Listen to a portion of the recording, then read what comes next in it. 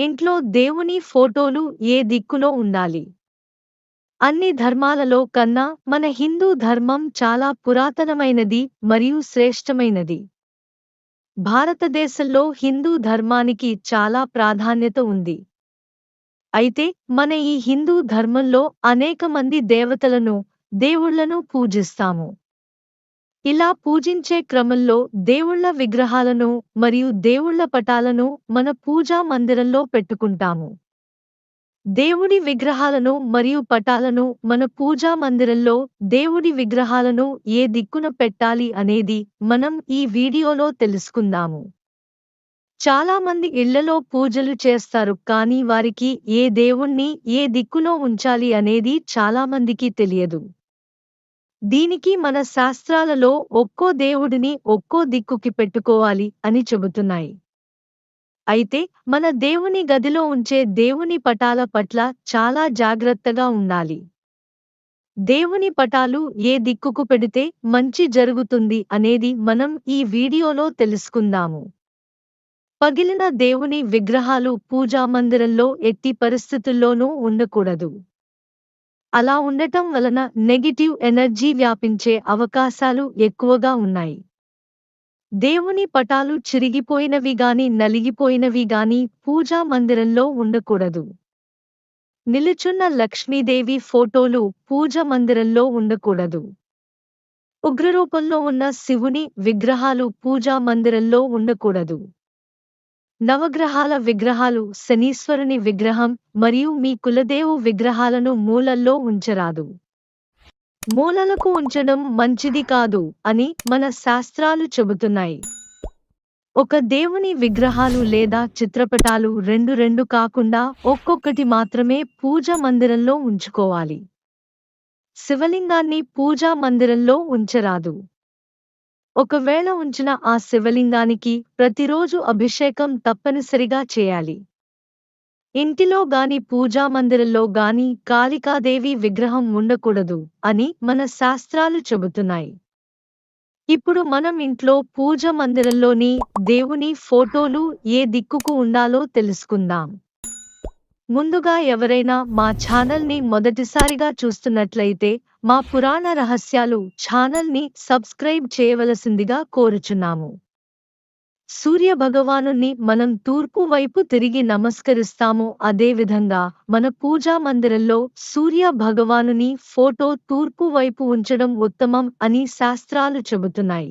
అంటే సూర్యదేవుని చిత్రపటం తూర్పు నుంచి పడమర వైపు చూస్తున్నట్లు మన పూజా మందిరంలో పెట్టుకోవాలి.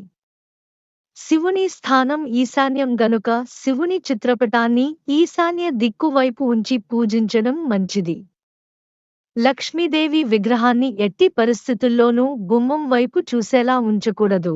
అలా చేస్తే ఇంట్లో ఉన్న లక్ష్మీదేవి బయటకు వెళ్ళిపోతుంది అని శాస్త్రాలు చెబుతున్నాయి. ఇంటిలో పూజా మందిరాన్ని దక్షిణం వైపు ఎట్టి పరిస్థితుల్లోనూ నిర్మించకూడదు. అలా నిర్మించడం అంత శ్రేయస్సుకరం కాదు. పంచముఖ ఆంజనేయ స్వామి విగ్రహం లేదా ఆంజనేయ స్వామి విగ్రహం దర్వాజా పైన ఎట్టి పరిస్థితుల్లోనూ ఉంచకూడదు. అలా ఉంచటం దరిద్రానికి కారణం అవుతుంది. ఉత్తర దిక్కున గణేశుని విగ్రహం ఉండాలి. ఉత్తర దిక్కున గణేష్ని విగ్రహం పెట్టడం వలన ఇంటిలోని వారికి ఉత్తమమైన బుద్ధి, చదువు పట్ల శ్రద్ధ పెరుగుతాయి. ఈశాన్యంలో దుర్గామాత దేవి విగ్రహాలను పెట్టుకోవాలి.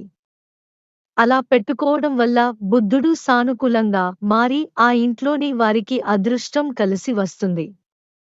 ఎక్కువ అదృష్టం బుధ గ్రహం ద్వారానే కలుగుతుంది. విష్ణువు మరియు లక్ష్మీదేవి చిత్రపటం ని ఈశాన్య దిక్కులో ఉంచాలి.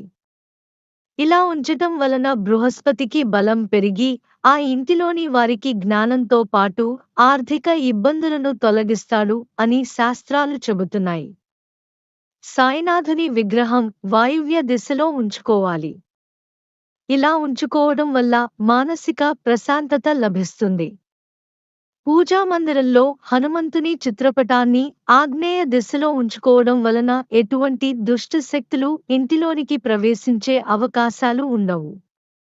హనుమంతుని విగ్రహం ఆగ్నేయ దిశలో ఉండటం వలన గ్రహపరంగా బలం పెరిగి ఆనందం పెరుగుతుంది. ఈశాన్య దిక్కులో శివుని పార్వతీ దేవుని విగ్రహాలు ఉంచడం వలన చంద్రునికి శక్తి పెరిగి ఇంటిలో సంతోషం వెళ్లి నిలుస్తుంది. ఉగ్రరూపంలో ఉన్న నరసింహస్వామి ఫోటో పూజ మందిరంలో ఉంచకూడదు.